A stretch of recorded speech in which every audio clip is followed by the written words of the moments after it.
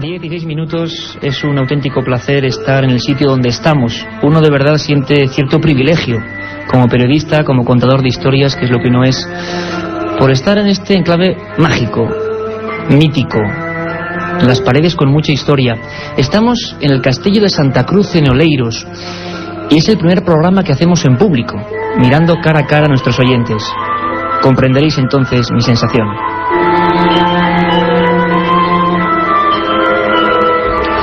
Una sala, está cayendo ya la penumbra, cosa que nos hace sentirnos casi como en casa, como en el estudio 1 de la cadena SER.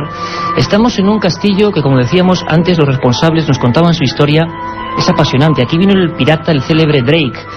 Hubo muertes, hubo naufragios, cuentan que hay tesoros, hasta barcos vikingos, en el fondo del mar que casi vemos por la ventana. Y estamos aquí porque los compañeros de Radio Coruña, en una magnífica labor, han permitido que la SER, plante aquí con firmeza sus convicciones e intente explorar algo que es muy difícil: la Galicia misteriosa, o misterios de Galicia. ¿Cómo resumirlos en el tiempo que nos queda? Hemos tenido que elegir, y lo hemos hecho porque muchos oyentes, a lo largo de meses, nos habéis contado que os interesa mucho la Santa Compaña, o qué pasó con el tema OVNI en Galicia prácticamente hace apenas 5 años. Nos preguntabais por muchas cosas y muchas se quedarán fuera, pero lo que vamos a procurar es hacer radio en vivo, radio en plena noche, radio en este castillo lleno de historia y de sentimientos. Y ante todos los agradecimientos, el mejor equipo: Carlos Barroso, buenas noches. Buenas noches. Carmen Porter, buenas noches. Buenas noches, Iker. Katia Rocha, buenas noches, compañera. Y los compañeros Pedro Espinosa y Pablo Míguez, ayudados en todo este montaje maravilloso por Eduardo Cofoner. Y tengo delante de mí un montón de rostros, ¿no? Absolutamente expectantes, en el fondo ya cubiertos por la oscuridad, y yo creo que poco a poco vamos a ir entrando en comunión. Encima de la mesa, encima de este lugar que, repito, la SER ha montado magníficamente, los emblemas, cadenaser.com detrás, nuestro escudo. Tengo un libro muy viejo, muy antiguo, de esos que a mí me emocionan, Supersticiones de Galicia, uno de los primeros tratados que se hizo sobre por qué esta tierra es así, por qué esta tierra es distinta. Jesús Rodríguez López, un trabajo de antropología, sus páginas completamente sepias. Y este hombre dice una frase que a mí se me quedó. Decía que junto a Egipto, Galicia es la región del mundo que tiene más apego a lo trascendente, o lo que es lo mismo, que está más aferrada al otro lado. Después tengo por aquí un libro, Aparicións y Santa Compaña, uno de los poquísimos que hay. Lo hizo un hombre que va a estar hoy aquí, José Ramón Mariño Ferro, catedrático de la Universidad de Santiago de Compostela. También Carmelo Lisón Tolosana escribió La Santa Compaña. Endemoniados en Galicia hoy, Mouros, ánimas y demonios, libros universitarios. Pero sin embargo, ¿por qué la gente conoce tan poco estas materias? Porque esto para muchos sigue siendo cosas de las aldeas.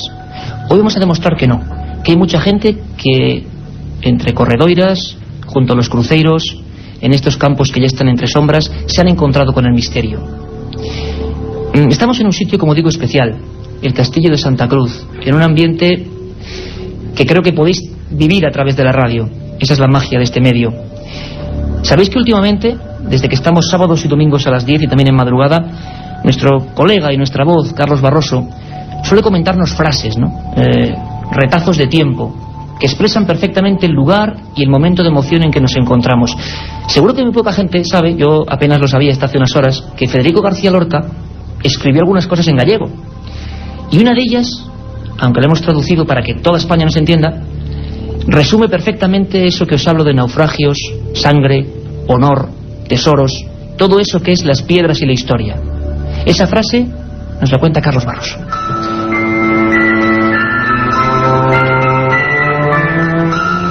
Hay cosas encerradas dentro de los muros que si salieran de pronto a la calle y gritaran, llenarían el mundo.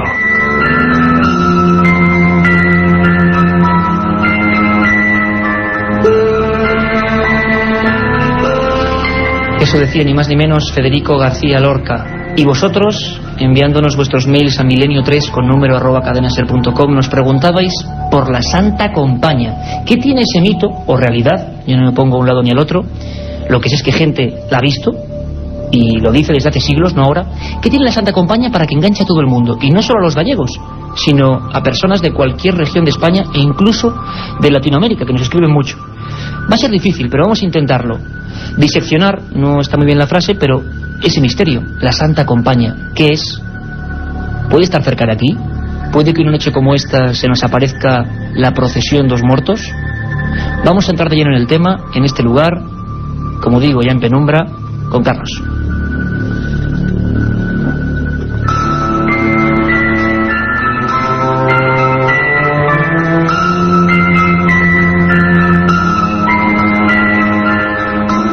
Puede que esta noche, en algún apartado camino, alguien vuelva a verla con sus propios ojos. Una hilera de figuras delgadas, a veces sin rostro, encapuchadas, portando una luz entre la bruma. La leyenda, el mito y los miedos populares la describen así, pero también cientos de testigos fiables aseguran haberse topado con la Santa Compaña.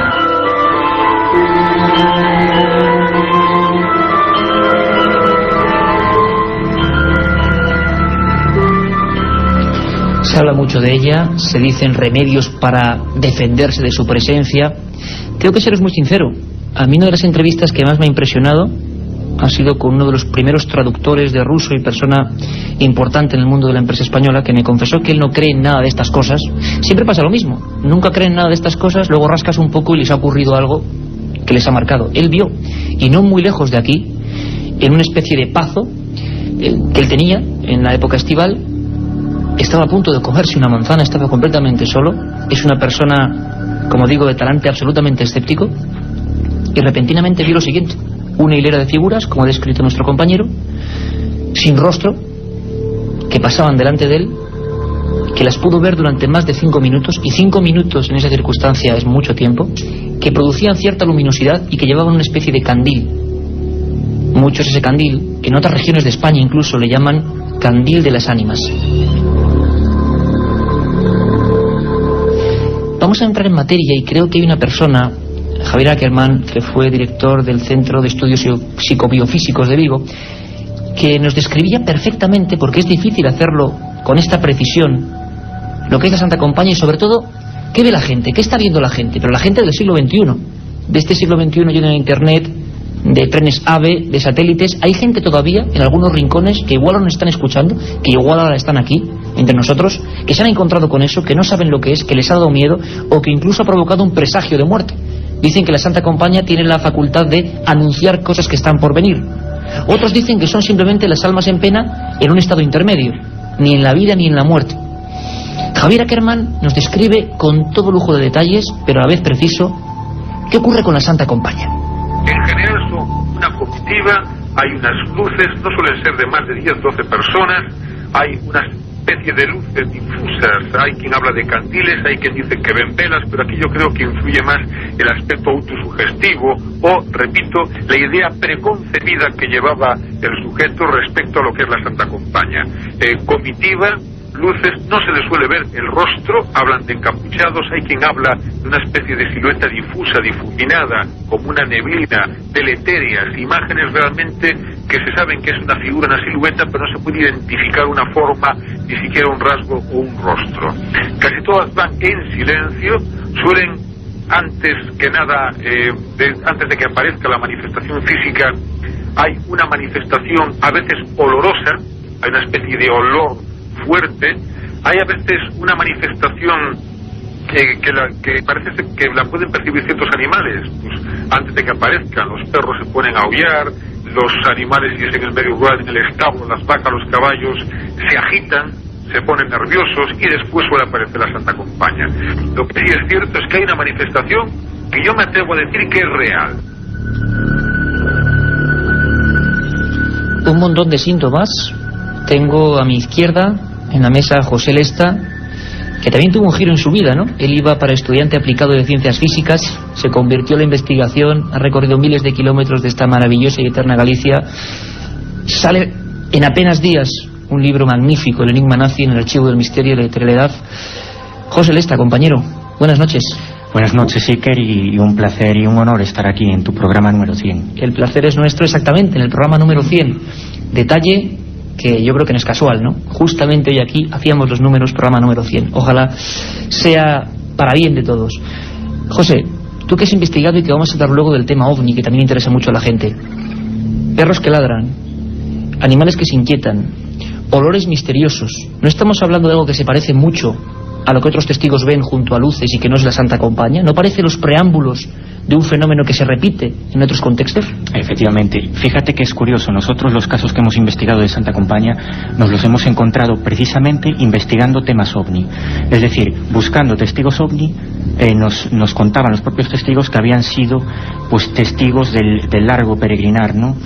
Del nefasto peregrinar, porque como tú bien decías, a veces anuncian o bien son sucesos premonitorios de la muerte de alguna persona, fundamentalmente de la familia del testigo que lo suele ocurrir, José, eso. Es decir, y luego vamos a escuchar casos. Dicen que la Santa Compaña, esa hilera, esa procesión, los números de miembros varían, pero que se para delante de por ejemplo, de una casa aislada, típica de Galicia, ¿no? Todos la conocéis, todos me asienten, y luego de repente la mujer o el hombre que vive ahí muere. Suele ocurrir, ¿no? Suele ser bastante habitual dentro de este tipo de casos. De todas formas, es cierto que se dan en parajes muy solitarios, ¿no? La niebla gallega, por supuesto, desde hace siglos fomenta todo esto, ¿no?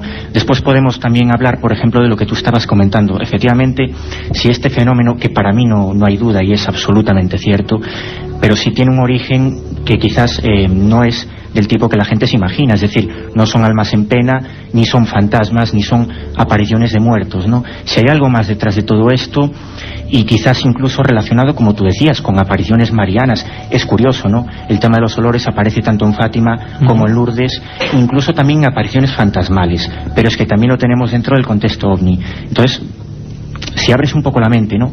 Quizás te puedas llegar a preguntar, ¿está todo esto relacionado con esas extrañas luces que llevamos siglos, quizás milenios, ¿no? El ser humano viéndolas en el cielo, y que quizás aquí en Galicia pues se manifiestan de esa manera, ¿no? En esas oscuras corredorias. Pues podría ser. Nosotros pensamos un poco por ahí, ¿no? En ese sentido. Ahora, si me permitís, además, mientras escucho a José Lesta, veo con mucha gente asiente. Habrá gente que piense de una forma, otros de otra, más aferrados a la tradición, más aferrados a la versión más moderna de estos fenómenos. Me gustaría escuchar precisamente al hombre cuyo libro tengo entre las manos. Un trabajo, de verdad, de 20 años de investigación, se dice pronto, doctor y catedrático en Madrid y Santiago de Compostela, Xosé Ramón Mariño Ferro. Nos explicaba también otros fenómenos característicos de esta aparición, que es la aparición, digamos, estándar, universal de Galicia. Sí, en efecto, dicen que aparece una procesión, llevan velas, a veces también perciben olores, y además dicen más cosas todavía, pues escuchan cadenas, y a veces alguno que la ha visto dice que puede participar una persona coja, por ejemplo. O sea, que son muchas las cosas que se dicen. José Ramón Mariño Ferro encontró testimonios curiosísimos. Yo creo que es un detalle importante en Bolivia. En Bolivia, tan lejos de Galicia, se empezó a dar cuenta que los indios de esas regiones, de las más opacas, con una vegetación muy parecida a la de Galicia, veían exactamente lo mismo, con los mismos comportamientos, y que incluso ellos decían que cuando esa compañía se te aparecía, podía ocurrir lo que llamaban vampirismo. ¿Y cómo explicaban el vampirismo? Pues decían que si, por ejemplo, cualquiera de nosotros esta noche tiene la desgracia, o la fortuna, uno no sabe, de encontrarse ese fenómeno extraño, iba a ser condenado de alguna forma, en un estado de inconsciencia, a salir cada noche vagando por los bosques. Y es lo mismo que ocurre en Galicia, o en la tradición, o lo que nos dice la leyenda. José Ramón incluso nos cuenta todavía más características de este increíble trabajo que le llevó 20 años de su vida. La creencia es así, efectivamente. Bueno, aquí tenemos que explicar varias cosas. En primer lugar, las creencias sobre aparecidos son o existen en todas las culturas, pero la creencia en la Santa Compaña desde luego tiene mucho que ver con el catolicismo tradicional. En realidad, la creencia de la Santa Compaña, todos los elementos que aparecen en la Santa Compaña tienen que ver con el simbolismo propio del catolicismo tradicional. En realidad, la Santa Compaña no es más que el purgatorio, tal como lo entendía el catolicismo medieval, porque para el catolicismo medieval hay que hay que señalar primero que el purgatorio se inventa, digamos, en el siglo XII. Posiblemente no había antes historias de Santa Compaña, porque la Santa Compaña tiene mucho que ver con el purgatorio. Y tiene que ver porque ya desde que se inventa el purgatorio, se concibe de dos maneras. Una es como lo piensa la mayoría de la gente que tiene cultura religiosa en nuestro país, o sea, es un lugar parecido al infierno donde las almas sufren en el fuego, y al mismo tiempo se cree que el purgatorio se hace en este mundo, y el purgatorio lo conciben como una penitencia, una purificación, y la purificación por excelencia en la cultura tradicional de Occidente, en la religiosidad católica, es la peregrinación. Por eso a la Santa Compaña en algunas zonas de Galicia le llaman la peregrina. La peregrina, lo decía José Ramón Mariño Ferro, doctor en antropología en la Universidad de Santiago de Madrid, repetimos, todo en autoridad de la materia. Y es cierto, la peregrina y otros muchos nombres. Es curioso que este fenómeno, no sabemos si por el poder de la emigración, si por el poder del propio fenómeno que está ahí, que la gente se encuentra esas cosas pese a que impesen los bosques, se ha trasladado en diferentes aspectos y marcos, por ejemplo, de la península. Carmen Porter, buenas noches otra vez. Bueno, es tremendo hablar de este tema. Yo estaba escuchando ahora a José Ramón Mariño Ferro y estaba mirando por esa ventana, como con barrotes, estaba viendo los árboles centenarios. Hay un pino centenario aquí en el castillo de Oleiros. Y de verdad, viendo ahí un poco la bruma, digo, caramba, espero que esta noche vayamos a casa más deprisa de lo normal. Carmen, otras santas compañías, otros lugares, otros nombres, cuéntanos un poco. Nos vamos hasta Asturias. Allí la procesión de los muertos es conocida como la Huestía o la Buena Gente. En este caso son un grupo de seres espectrales vestidos con túnicas y que portan en sus manos hachas de cera o huesos humanos. Se les suele ver abandonando el atrio de la iglesia mientras entonan un rezo. El primero de la fila lleva una campana de la que surge una fúnebre musiquilla. El objetivo de estas fantasmagóricas figuras es llegar a la casa de un enfermo. Una vez allí rodean 3 veces la vivienda en completo silencio y al terminar comienzan a llorar. Apagan las velas, el enfermo muere y pasa a estar en las filas de la Huestía. ¿Más lugares, Carmen? Nos vamos a León. En esta zona la procesión de muertos se la conoce como la pantalla. Es muy parecida a la Santa Compaña, pero en este caso la encabeza un niño blanco, vestido con ropajes antiguos y que porta entre sus manos una tibia humana encendida. En el norte de Extremadura y sur de Salamanca se conoce como cortejo de gente de muerte. Cuenta la tradición que 2 jinetes vestidos de blanco que no tienen rostro cabalgan por los montes extremeños sobre un caballo igualmente fantasmal.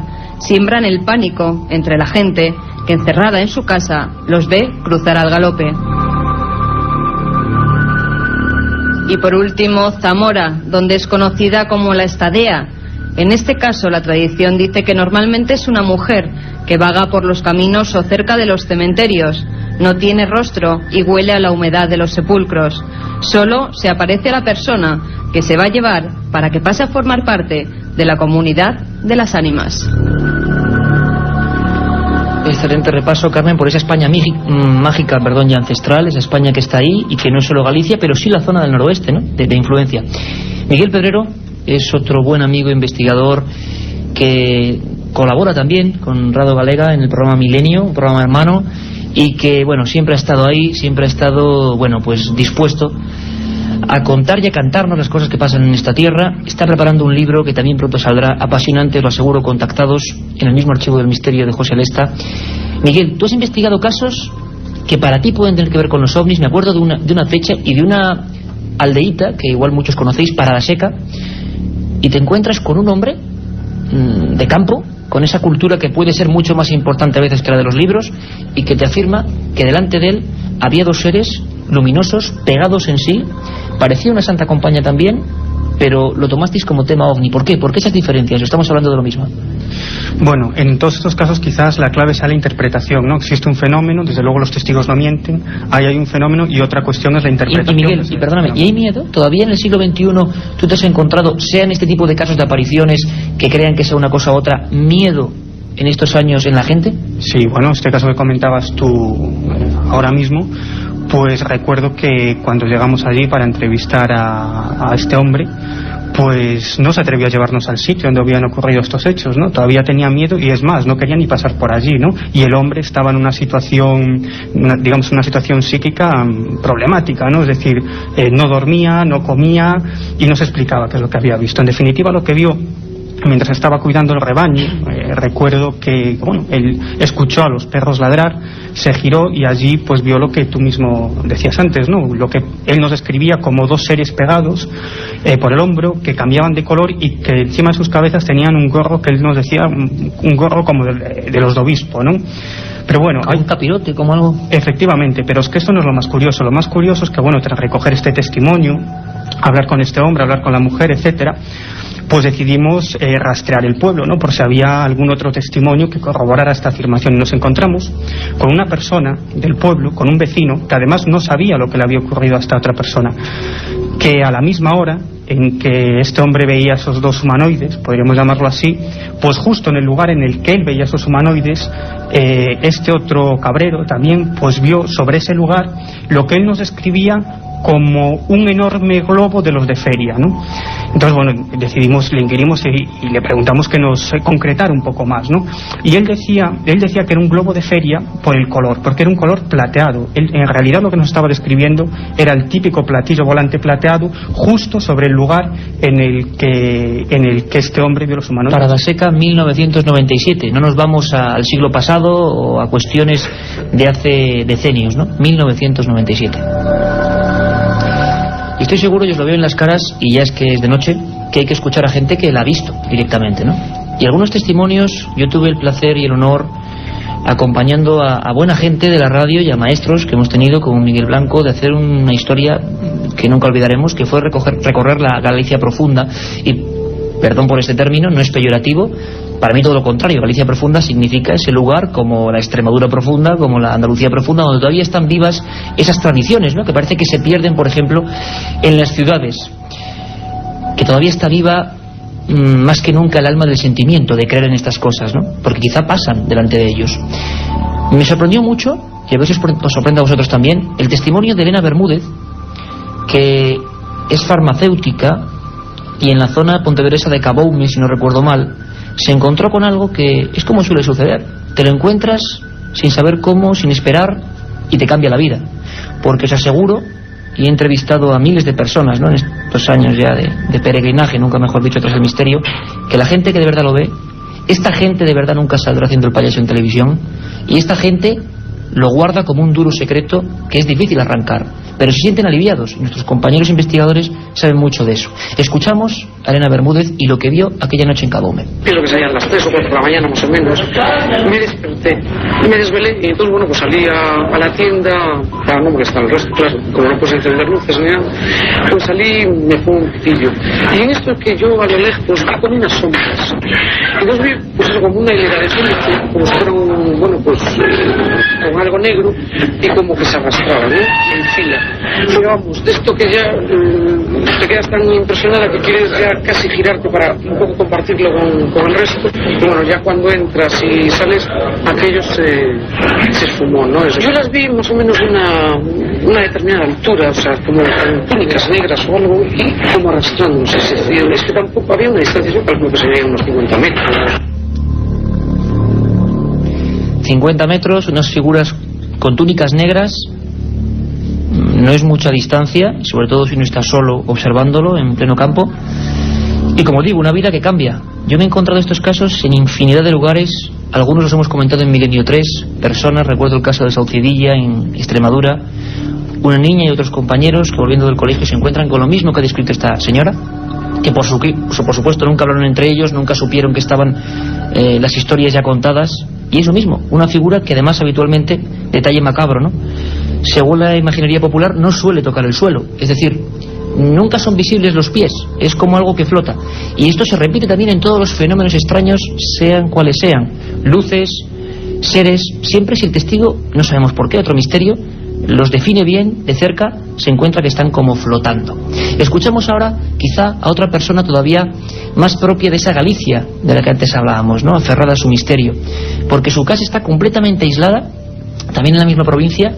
Creo que alrededor hay kilómetros de bosques, un lugar encantador, pero claro, una noche como hoy y sobre todo hablando de estos temas, no es para escuchar Milenio 3, aunque espero que también lo escuchen en casas como esa, por supuesto, pero no se sugestionaría, ¿no? Porque el propio paraje, y mucha gente dice, no será esto por el paraje, no será esto por las nieblas, pero ¿por qué la gente describe exactamente lo mismo? Se inventarían muchas cosas, describen siempre lo mismo, y a veces, y escuchad muy atentamente, con presagios de muerte. Es decir, en este caso Josefa Romero, esta testigo, tenía, si no recuerdo mal, 9 años, estaba con su madre junto a un cruceiro, junto a una de esas figuras maravillosas que se reparten por Galicia, donde dicen que ocurren estas cosas a veces.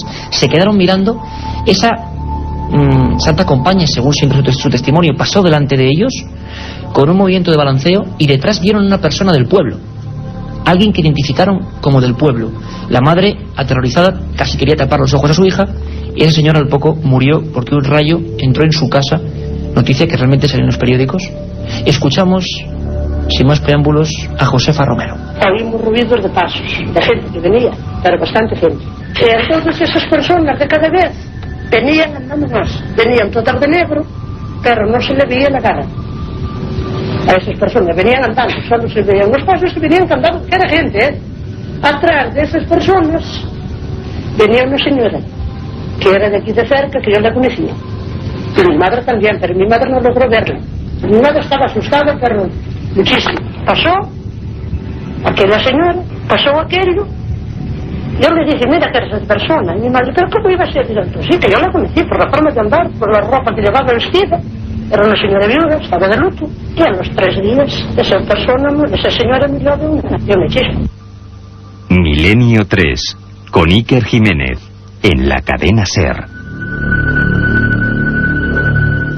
Murió de una chispa. Bueno, ahí está la explicación inexplicable, por supuesto, de estas cosas que ocurren, y que por supuesto ese pueblo y esa generación y esas personas las marcó para siempre. La Santa Compaña, antropólogos, historiadores, gente del campo, intenta explicarla de alguna forma, y parece que el misterio sigue ahí y seguirá durante mucho tiempo, que a pesar de que, como digo, estemos en la era de la informática, de las telecomunicaciones, todavía en esos campos que están ahí fuera, junto a esas costas, en noches como la de hoy, la gente, pese a quien pese, seguirá viéndola e intentando pedir una explicación.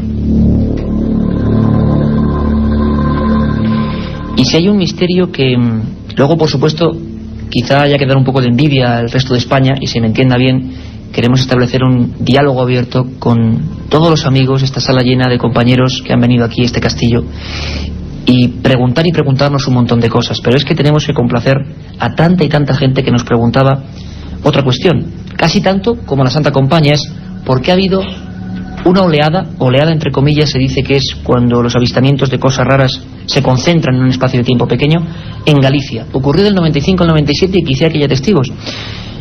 La prensa, la televisión, como decíamos, todos se volcaron a mirar al cielo repentinamente. Y eso se cortó, se paró. De repente ya no había más ovnis, objetos extraños, apariciones. Queremos saber, queremos hacer una introspección y qué ocurrió en esos 2 años que aquí los investigadores que tenemos en la mesa nunca podrán olvidar, desde luego, porque lo vivieron en primera persona.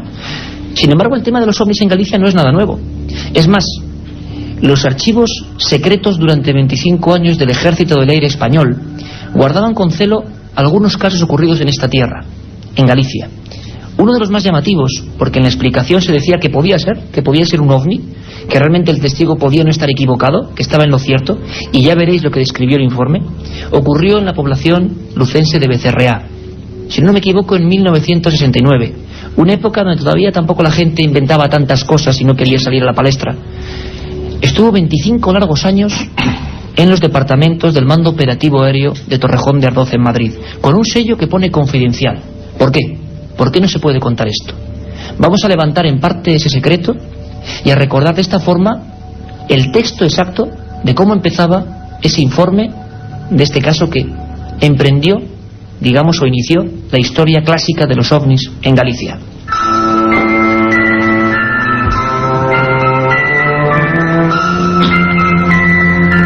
Mando Operativo Aéreo, Estado Mayor, Sección de Inteligencia, confidencial.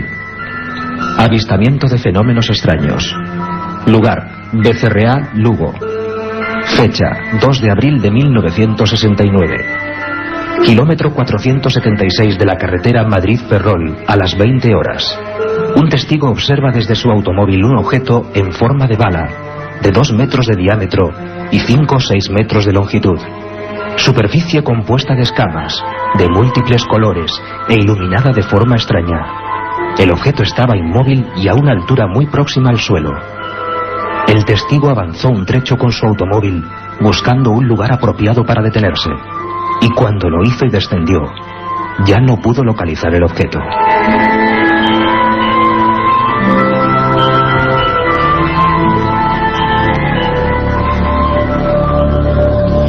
Eso no lo escribió ningún autor de ciencia ficción o de libritos para jóvenes, no, lo escribió el Ejército del Aire, y es uno de los pocos casos en el que en la explicación se dice que bien, que pudo ser. ¿Y entonces qué era eso?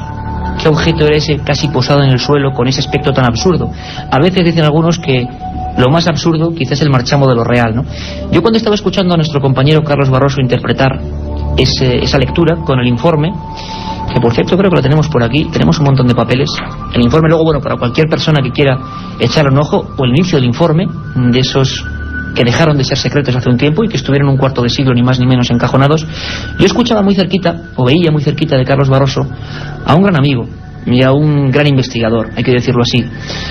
Él, yo creo que es la persona que, bueno, no sé con cuánta gente habrá hablado en Galicia, entrevistándoles por el puro afán de saber, ni siquiera a veces de transmitirlo, porque Marcelino Requejo es de esa gente que se siente impulsada por una fuerza de verdad mayor, ¿no? Y nosotros lo comprendemos muy bien. Marcelino, buenas noches, y cómo te suena esta historia de Becerreá, ¿verdad? Buenas noches, me suena muchísimo, sí. Es una de las que el ejército, digamos, dio el veredicto de que podía ser real lo que veía ese testigo. Aquí como en nosotros, pero en los otros expedientes metieron la pata en todos, pero en este la metieron hasta la garganta. ¿Por qué? Cuéntanos. Porque les venía colado un gol desde 1969 y no supieron o no lo advirtieron ese gol que les venía metido, y entonces dieron paso al expediente, lo sacan a la luz pública cuando realmente es el expediente que tenían que haberse guardado en el cajón y no haber sacado nunca. Porque, digamos, claro, que era la versión real, que ellos dijeron esto puede ser real, se equivocaron. No, ellos no visitaron el lugar, ni hicieron nada, eso se hace todo desde un despacho en Madrid, como se hizo los demás, pero en este en concreto, como era del año 69, lo que no sabían ellos es que la investigación la había hecho la Subsecretaría de Aviación Civil en el año 69, y entonces metieron la pata. Les venía modificada la fecha en la propia carta del testigo, que pone 5 de abril del 69, y en el año 69 el entonces general subsecretario de Aviación Civil, Pombo Somoza, que era de Sarria, Lugo, quiso visitar el lugar. Se interesó por el tema. La prensa lo demuestra, claro, que vino aquí, pero claro, la carta había que pasarla después al Estado Mayor del Aire, que era donde iba dirigida. Pero la subsecretaría se queda esa carta 22 días. Y en el mismo edificio, ¿cómo justificas que tarde 22 días en llegar una carta por medio de un coronel amigo al que el testigo dirigía la carta? ¿Y tú qué barruntas, Marcelino? ¿Qué pasaba ahí? ¿Qué secreto había? Una cosa importante, para quien no lo sepa, hacía un año que en España el Ejército del Aire, con normativa de obligado cumplimiento, decía que materia ovni, top secret a partir de entonces. ¿Qué ocurrió entonces con ese caso? ¿Por qué de alguna forma interesaba ocultarlo? Especialmente. Simplemente le pusieron un 1 con otra máquina de escribir distinta. La máquina con la que lo hizo el testigo era una Olivetti que no llevaba unos, no llevaba el número 1, se utilizaba la L. Y entonces ellos van y con una máquina distinta, la propia subsecretaría le pone un 1 delante para que diga día 15 de abril. Para cambiar los datos, vamos. Evidentemente para que cuando al día 17 la remiten al Estado Mayor del Aire y cuando la reciben pues todo es correcto. Pero entre el día 5 o 6 que el testigo lleva la carta en mano a su amigo teniente coronel, hasta el día 17 que se le da salida, hubo una investigación del del general Pombo Somoza en el lugar de los hechos. ¿Y qué se sacó a colación de esa investigación secreta, Marcelino? ¿Qué vio este hombre? ¿Qué pudieron saber? Bueno, lo que sí supimos después es que este testigo no fue el solo el que lo vio, hubo varios camioneros que pararon con él a ver ese objeto. Ese objeto estaba con forma de bala. Sí, estaba suspendido en el aire a unos 700 metros de distancia del lugar donde estaban los testigos, que eran varios camioneros y este señor, y él no pudo contenerse al ver que aquello había desaparecido de una manera inmediata, porque los propios camioneros, cuando él fue a aparcar el coche y regresó, le dijeron que se había esfumado, es decir, que había desaparecido del lugar. Se hizo invisible, o sea, completamente no está ya. Y acto seguido, él no se contiene y escribe esa carta, porque él mismo reconoce a su amigo, al coronel al que le escribe la carta, que quiere dejar constancia de ese hecho porque le parecía, que es una cosa que creo que no habéis dicho ahí, que se trataba de una nave espacial tripulada. Pero claro, una nave espacial... El testigo tenía esa impresión. Sí, esa es la impresión de él. Es una nave espacial tripulada. En abril del 69, cuando el hombre no pisa la luna hasta julio del 69, pues era un poco extraño.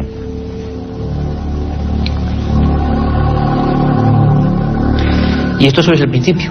Año 69, secretos militares, datos que se cambian, testigos que creen que han visto algo desde luego que parece de otro mundo.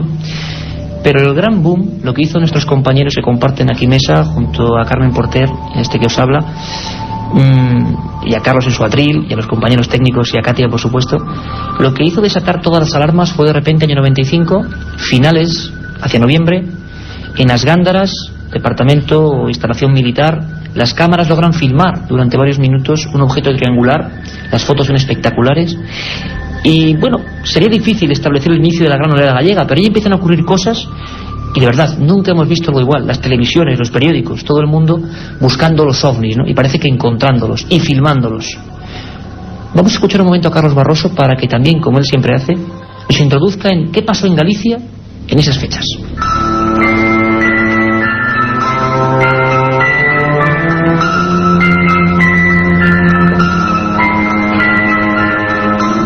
Unas luces en el cielo, extraños objetos que dejan huellas en el terreno, humanoides de formas grotescas cruzándose en mitad de la oscuridad.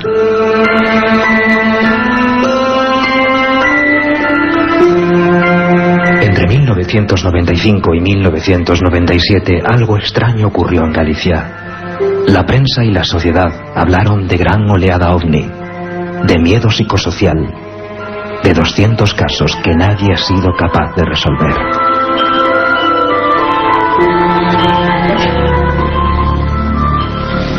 José Lesta, compañero, 200 casos son muchos casos, ¿no? ¿Es cierto? ¿Es posible? No son muchos, yo creo que es una invasión de casos, ¿no? Yo jamás pensaba que pudiéramos encontrarnos con tal cantidad de casos aquí en Galicia, ¿no? Fue una auténtica explosión en casi 7 meses y todo empezó ahí, en el Polvorín das Gándaras, con una filmación militar. Una filmación que probablemente exista en algún sitio. Tenemos las fotografías, pero no la filmación íntegra, ¿no? Efectivamente, tenemos las fotografías y calculamos, tanto Marcelino como yo, Miguel y otros investigadores, que hay 5 horas grabadas. 5 horas. 5 horas en infrarrojo que deben estar en algún sitio, con algún expediente que también debe estar en algún sitio. Caramba, Miguel Pedrero, para que todos nuestros amigos que están aquí en este maravilloso castillo de Santa Cruz en Oleiros, en Coruña, ¿qué se vio muy brevemente en ese, qué pasó esa noche en ese polvorín? ¿Qué ocurrió? Bueno, pues parece ser que las cámaras de vigilancia, que como bien decía José, emitían el infrarrojo, ¿no? Pues detectaron la presencia de un objeto extraño. En realidad eran 4 puntos en el cielo y que no sabían qué demonios era aquello. Entonces recuerdo que una de las primeras cosas que hicieron fue ir a un campo de fútbol que estaba muy cerquita del polvorín militar y pedir al encargado que apagara las luces, ¿no? Con la intención de verlo a simple vista, ¿no? No lo lograron y entonces llamaron al Progreso de Lugo, un periódico de esa misma ciudad, con la intención de que le mandaran una cámara para poder filmar ese objeto, ¿no? Porque allí mismo, pues bueno, había la delegación de la Televisión de Galicia, quiero recordar. Bueno, el caso es que no había cámara y finalmente llegaron dos periodistas, más concretamente 2 fotógrafos del Progreso de Lugo, a los que se le permitió acceder al interior del polvorín y que nos comentaron cosas muy interesantes, como que el máximo mando del polvorín, con el que tuvimos la oportunidad de hablar y entrevistarlo, llegó a tal extremo de nerviosismo que mandó a sus soldados que se prepararan para entrar en combate, ¿no? Es decir, lo que se estaba viendo era un objeto en los cielos físico y lo más interesante, a intervalos como de 30 o 45 minutos aparecían por el firmamento otra serie de objetos circulares que se introducían en ese objeto romboidal que aparecía estático, y cada vez que esos ovnis circulares se introducían en este gran objeto, parecía que se encendía y se apagaba, ¿no? Es decir, así estuvieron toda la noche hasta que amaneció. Incluso esa misma noche pudimos recoger testimonios de personas que escucharon claramente el ruido de cazas militares persiguiendo estos objetos. Yo no sé si, claro, tampoco vemos el fondo de la sala y sé que la pregunta es muy, muy dura, pero algunos de vosotros, de ustedes, en alguna ocasión, y quizá en aquella época, me gustaría, solo por hacerme un cálculo o levantar la mano, ¿alguien vio cosas extrañas en el cielo? ¿Fue testigo de alguno de estos casos? ¿O yendo de viaje, yendo en los coches, llegó a ver algo que nunca pudo explicar? ¿O no? ¿O hay miedo de momento a decantarse? Bueno, parece que de momento hay cierta frialdad, o que no hay testigos casi ovni, que también sería en esta zona una cosa que rompería, digamos, la estadística del resto de la región. Javier Sierra, bueno, tenemos en Madrid a 2 compañeros en la técnica, Antonio Bravo, y en la producción a Margie Martín, que están trabajando para que, por ejemplo, ahora escuchemos, demos la vuelta a España y vayamos hasta Cádiz. Ahí está pues un buen amigo de este equipo, miembro de este equipo. Don Javier Sierra, compañero, buenas noches. Hola, buenas noches. Uy, ¿cómo se oye eso? Vamos a ver si podemos... A ver si nuestro mago del sonido, Pedro Espinosa y Pablo Miguel, pueden hacer algo. ¿Javier? Sí, hola, buenas noches. Bueno, como no te queremos quitar mucho tiempo, que a nivel social, que es lo importante y que tú analizaste y que seguiste muy atentamente, ¿qué ocurrió en Galicia, Javier? ¿Es normal? ¿Ha ocurrido otras veces? ¿Fue algo excepcional, irrepetible? Bueno, ha ocurrido otras veces que en España se han vivido oleadas intensas de observaciones OVNI, pero la de Galicia fue la última y además sociológicamente se encadenó con el fin de una polémica mundial sobre el tema de los OVNIs que desató la famosa autopsia de los extraterrestres o supuestos extraterrestres de Roswell. Estamos hablando de algo que ocurre o se da a conocer en el verano del 95 y muy poco tiempo después comienzan a aparecer en la prensa gallega noticias sobre diversos avistamientos OVNI en esa zona, ¿no?, donde vosotros os encontráis. Así que lo que ocurrió, yo creo, fue que a los gallegos les pilló ya en caliente la llegada de los OVNIs, ¿no? Había una predisposición lógica. Tenemos algún problemilla, se hace un poco molesto. Está Javier Sierra en Cádiz con otro equipo de amigos periodistas y se oye un poquito, pero bueno, quedaba muy claro que parece que Marcelino Requejo, según Javier, había no cierta predisposición, pero que sí el eco mundial de aquella historia tan rara que un día comentaremos de la autopsia de Roswell también pudo afectar. Tú te encontraste incluso casos donde ya la gente no veía luces, y vemos ahora mismo, por ejemplo, estoy convencido plenamente, y luego estoy seguro que en el debate surgirán gente que ha visto cosas y ese miedo, y no me extraña, porque el tratamiento lógico que se da en algunos programas en la tele, por ejemplo, de estos temas hace que la gente se retraiga. Fue la primera vez en España que la televisión colaboraba activamente con las investigaciones. Tú lo viviste, es decir, programas de televisión donde se veían los ovnis, donde se anunciaban, donde se provocaban. Tú lo viviste en primera persona, ¿no? No, sí, es cierto, pero desde el mismo momento en que la prensa o la televisión comienza a tomar lo que está sucediendo en Galicia de forma jocosa, automáticamente la reacción social, me refiero a los testigos, es de rebote. Hacia abajo la información, silencio. Tienes que...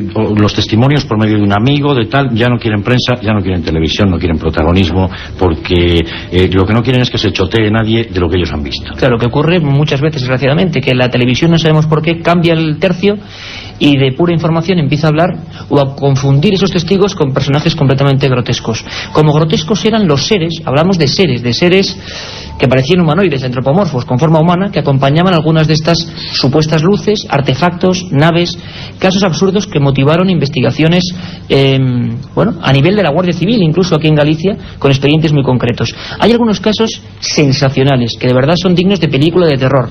Yo me remito, por ejemplo, a uno en el que la fotografía del caso serían unas huellas que tú sacaste, fuiste allí haciendo moldes. Hay historias de pisadas extrañas en lugares donde aparecían ovnis la noche anterior, por ejemplo, si no recuerdo mal, en Trimo, Friol. Cuéntanos un poco estos casos, Marcelino. Los dos casos son muy interesantes, pero el caso que nos pilló muchísimo más cerca, a mí en concreto a 10 kilómetros, fue el de Ferrerías en Friol, en Lupo. Fue el aterrizaje, y lo digo claramente, es decir, a nadie le extraña lo que sucedió porque lo hemos investigado muy a fondo, las pruebas no dejan lugar a dudas. Intervinieron los aviones de combate durante 6 días seguidos, los humanoides salieron al suelo y no volvieron a la nave. Y eso, bueno, ¿qué ocurrió, Marcelino? Hay una serie de documentación que si alguien la quiere ver, pero que no se va a hacer pública, por supuesto, a nivel particular se le podría enseñar. Se acerca una esfera al suelo. Esto es provincia de Lugo. Sí, porque un señor empieza a mover una linterna al ver que aquella esfera está saltando en el cielo, de un lado para otro, y él, no sé, pues en plan de broma, le empieza a hacer así con la linterna, y de repente la esfera baja en vertical hasta un monte cercano situado a unos 2 kilómetros, y se viene hacia él a unos 4 o 5 metros sobre el suelo, sobre las copas de los árboles. O sea, que empezó a hacer tonterías y aquello bajó. Sí. Cuando ya la tenía cerca, ya vio que aquello era como una casa de 3 pisos y llevaba dentro a 5 individuos. 2 estaban tumbados, eran unos individuos enormes, y estaban tumbados 2 contra las paredes que parecían de cristal de aquel artefacto que a su vez giraba, y 3 de pie en el centro. Pero curiosamente, cuando se detiene a unos 20 metros, cuidado, estamos hablando 20 metros de la pared de la finca, y habría unos 57 donde se encontraba el testigo. y se abre una compuerta de luz de varios colores hacia la finca y descienden 3 individuos pequeños con las manos uno puesta en la espalda del otro. Es un absurdo por completo. Totalmente, bajan, como dice él, como en un paracaídas por la rampa de luz, tocan el suelo y en el momento que tocan el suelo y salen de la rampa de luz, empiezan a botar los 3 a la vez y salen en dirección a un riachuelo que se pierde en la oscuridad de la luz que reflejaba la nave, porque eran las 12 de la noche, y se pierden. Entonces él se aterroriza, se mete en casa debajo de la cama y hasta la mañana siguiente no sale de allí. Cosa lógica, yo creo que vosotros veis lo mismo, ¿no? Si os ocurre eso de verdad. Pero luego se encontraron además huellas, es decir, hubo una evidencia física de que allí había pasado. A la mañana siguiente él va a buscar a su hermano para decirle lo que ha sucedido y lo que se encuentran son una serie de huellas en grupos de 6, evidentemente él tenía razón, eran 3 individuos muy bajitos, decía que tendrían 1,30 m aproximadamente, los que iban botando hacia el final de la finca. Pero curiosamente esas huellas se pierden junto al riachuelo y no se ve regreso de ellas, es decir, están muy bien definidas hacia el riachuelo, pero no hay regreso hacia atrás después, a no ser que lo hubiese por otro camino. Qué curioso, o sea, como si aquello se hubiera perdido en algún lugar de aquellos bosques. Aquello se va y lo que sí encontramos son unas zancadas de 1,50 m.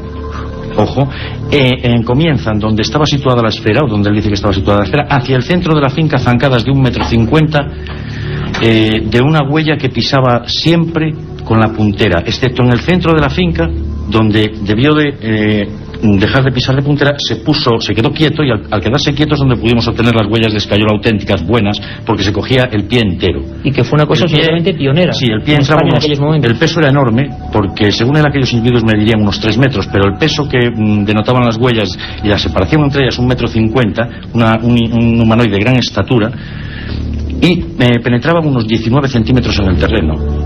Hierba bastante dura, 19 centímetros penetraba la pisada en el terreno. Es curioso porque estos casos los investigó con informes de la Guardia Civil y son lo mismo, por ejemplo, que se vio en Galdar, Gran Canaria, en 1976 con testigos militares. Hablábamos con el teniente general Dolce Espejo, el militar más importante de Canarias. Hablaba en nuestro programa diciendo que eso fue inexplicable y hablaba de lo mismo, una esfera con unos seres dentro, el único caso a nivel militar en el que los seres salen dibujados en informes oficiales. O también en Gerona, en La Escala, 2 policías nacionales observaron prácticamente lo mismo, testigos que nunca se han visto en la vida, que nunca van a coincidir. José Lesta, ¿hubo más casos de seres? ¿Hubo más casos de también presencia de algo físico en el terreno? Parece lógicamente un delirio el caso de Friol, pero ¿quién y por qué? ¿Y con qué beneficios se va a inventar una historia de ese tipo? El terror es absoluto en los testigos siempre, ¿no? Fíjate que incluso llegamos a pensar, era tan absurdo que llegamos a pensar que podría haber sido un fraude, ¿no?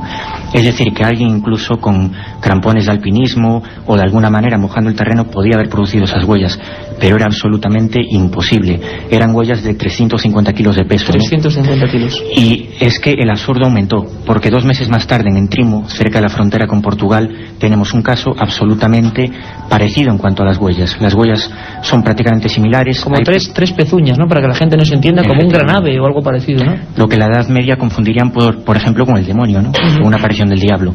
Y era curioso porque en el caso de Entrimo sí había olor a azufre, había también presencia de humanoides, de seres altos y negros, vistos por niños, vistos por el propio alcalde del pueblo de Entrimo, ¿no? Era un caso bastante espectacular y que pues te plantea ya, porque te enfrentas al absurdo y te hace plantear cosas impensables. Ya no hablamos solo de ovnis, hablamos de aterrizajes, de huellas. ¿Cuál es su origen? ¿Quién sabe, no? Ahí vosotros, Miguel, porque Miguel y José Lesta y también Marciano Requejo han hecho muchos trabajos juntos. Hay un caso espectacular, yo lo repito, necesitaríamos 4 horas de programa para estar contando las historias que han investigado y que hemos investigado, porque a veces, yendo ya como un paso más allá, hablamos de luces primero, de luces que han sido motivadas, digamos, o que han quedado reflejadas en informes oficiales militares secretos. Hablamos de seres, que nos parece algo inaudito, pero que parece que está ahí. Y ya hablamos incluso de objetos que se precipitaron contra algunos lugares. Es el célebre caso de Sierra de Outes, año 94, un poquito previo al resto de la edad gallega. No sé qué pasó con ese caso, qué ocurrió. Como siempre, muchas veces se da la noticia, portadas en Galicia de los periódicos, y a los 3 o 4 días, silencio. ¿Qué ocurrió con ese caso? Cuéntalo brevemente, Miguel. Bueno, ese caso lo seguimos bastante y seguimos recopilando información sobre él. Todavía hoy, 9 años después. Sí. A grosso modo, pues podremos decir que bueno, de lo que se trató fue de un objeto luminoso, enorme, al que le seguía una cola de varios colores que cruzó Galicia y fue divisado por miles de testigos. Llevaba trayectoria descendente y según los cálculos que realizaron varios científicos de la Universidad de Santiago que se llegaron a interesar por el caso y que publicaron un voluminoso trabajo editado por... No recuerdo mal, José Ángel Docobo, ¿no? Uno de los... Efectivamente, y no solo eso, sino que el caso Outes fue publicado nada más y nada menos que en la revista Nature, en la más importante revista científica del mundo por la que cualquier científico mataría por publicar ahí. Bueno, el caso es que finalmente ellos sobre el mapa llegaron a la conclusión de que ese objeto se había estrellado en una determinada zona del territorio gallego. Pero curiosamente a los 2 meses reciben una llamada de varios vecinos de una localidad llamada Cando de Arriba, perteneciente al ayuntamiento de Outes, que dicen que en esas mismas fechas pues escucharon un sonido extraño y pocos días después se encontraron con un enorme cráter, pero eso habría que verlo, es decir, de 29 metros de largo. Las fotografías impresionante, como un desastre. Impresionante, árboles lanzados totalmente arrancados y a 100 metros del lugar donde se produjo el impacto, 29 metros de largo tenía el cráter y 13 de ancho. Y bueno, los científicos llegan allí y empiezan las primeras cosas extrañas, es decir, en primer lugar, y ya independientemente de lo que es el cráter, del supuesto estrellamiento, descarta en un primer momento que el objeto que se viese fuese cualquier tipo de objeto, tanto natural como artificial, conocido. Natural, o sea, no podía ser nada. Absolutamente nada. Natural porque no coincidía ni la velocidad ni la luminosidad, y artificial porque no se trataba ni de ningún avión ni de absolutamente nada, incluso ni de un satélite, porque fueron consultadas instancias de la Agencia Espacial Europea, ¿no? Por eso, Miguel, permíteme, porque estamos ya en la recta prácticamente final, porque luego vamos a seguir con el debate con la gente aquí en el Castillo de Santa Cruz. Uno de tantos casos que hace que los investigadores sigan 9 años después investigando, porque no quedó nada claro. Yo os pediría a los tres, y que es imposible, dificilísimo, en un titular, como divulgadores que sois, Marcelino, empezamos por ti. Muchas investigaciones, muchos casos, imposible resumirlo, ahora hablaremos con la gente, pero ¿qué es lo que se estaba viendo en Galicia? Pues desde mi punto de vista, una oleada de objetos volantes no identificados. ¿De procedencia? Extraterrestre, por supuesto. Lo demás es un cuento chino. José Lesta. Pues yo creo que se vio una ventana al futuro, algo que no sabemos aún cuál es su origen y que probablemente tardemos muchos, decenas o siglos en conocer su origen. Miguel Pedrero.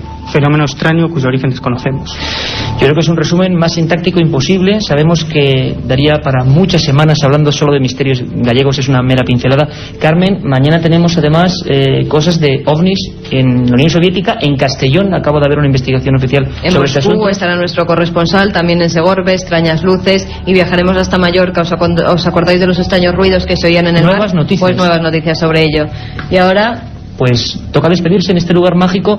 Programa número 100, todos los compañeros, los técnicos, Antonio Bravo, Jorge Martínez, nuestro querido compañero, estaban también allí en Madrid, Espinosa, Míguez, Katia, Carmen, todos los que habéis estado aquí, habéis hecho posible. Margie, por supuesto, un programa inolvidable que ahora continúa aquí, un programa que Katia Rocha me miraba con una cara absolutamente, estamos demasiada gente aquí y absolutamente casi no nos vemos, ¿no? Gracias a todos, un programa inolvidable, un programa que simplemente ha querido dar una pincelada de misterios. Programa número 100, yo creo que con vosotros en este lugar estamos bendecidos. Gracias.